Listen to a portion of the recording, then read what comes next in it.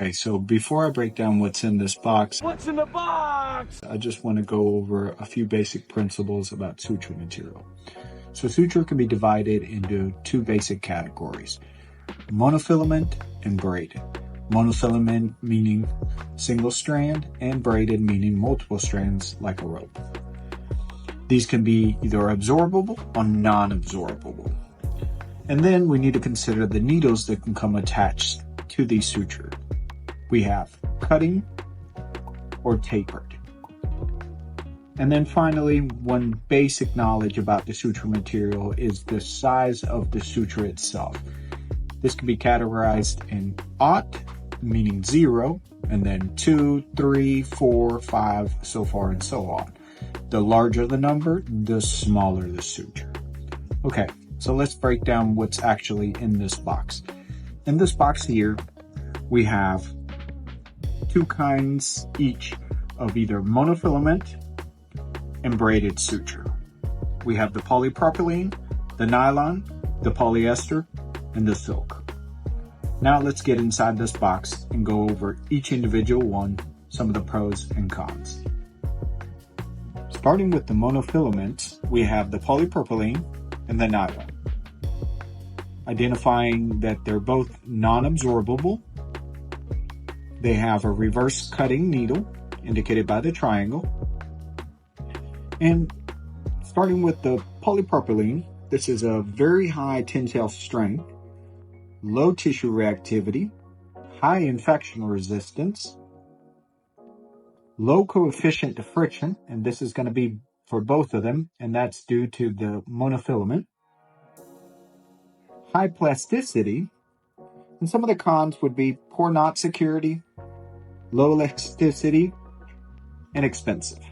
Now, when it comes to the nylon, again, a monofilament, non-absorbable suture. It's got high tensile strength, low tissue reactivity, good elasticity, and fairly inexpensive. Some of the cons to this suture, however, are poor knot security, high memory, meaning it maintains the coil, and difficult to handle. Starting with the braided suture, we have the polyester and the silk. These are both non-absorbable. They're equipped with a tapered needle, reverse cutting.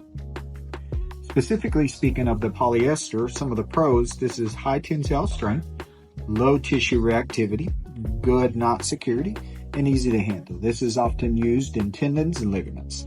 Some of the cons of the polyester, however, are high coefficient for friction, meaning that when it's dragged through the tissue, it heats up and irritates. It's expensive, and this is oftentimes can wick, and that's with both braided, has a lower infection resistance. What that means is that it can wick infection from one location to another. Specifically speaking of the silk now, it's also, again, as we mentioned, a braided suture, non-absorbable. Some of the pros: it's good knot security, easy to handle, high pliability, and good for mucosal surfaces. Some of the cons, however: low tensile strength, high coefficient for friction, as again with the polyester, braided sutures, high tissue reactivity, and high capillarity. And again, what that basically means is that it can wick from one location to another, so it's contraindicated in infection. All right, so before we learn the suture, we need to learn some basic instrument control. Your needle drivers, index finger and thumb. This gives you good dexterity to be able to turn that needle in.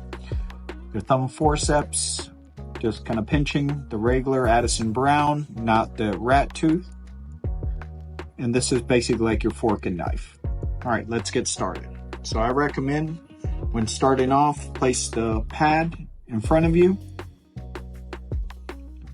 Let's start with a simple interrupted, 5 millimeters from the end.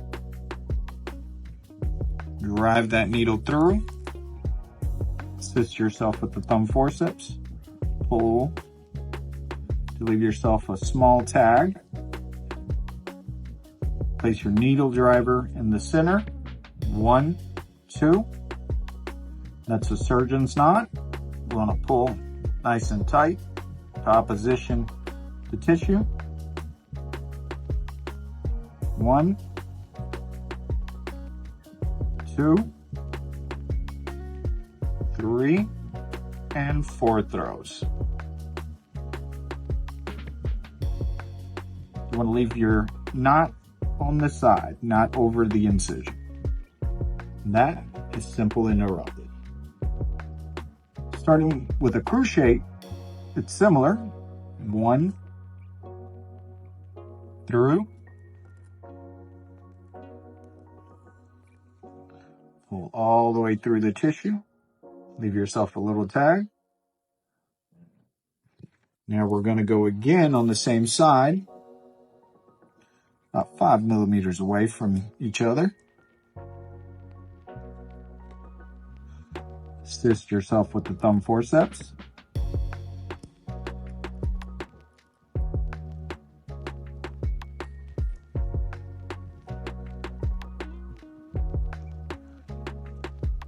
One, 2.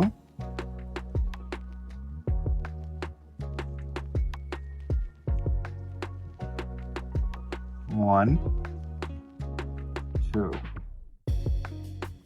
3, and 4.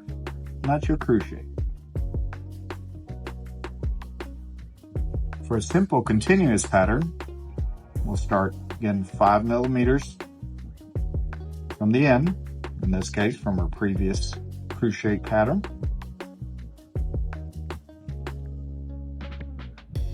You do 1, 2,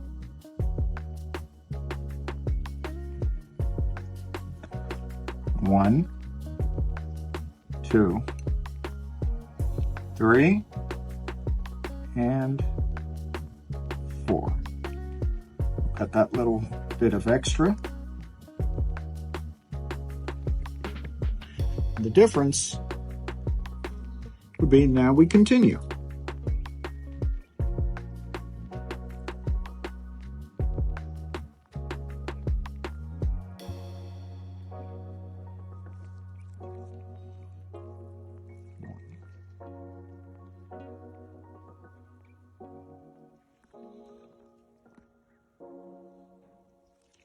So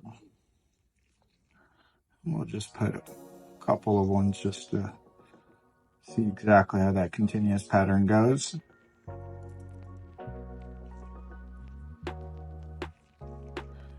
And then finally, to knot a continuous pattern, you want to leave yourself a little bit of a tag. So we have here, and then we do 1, 2, 1,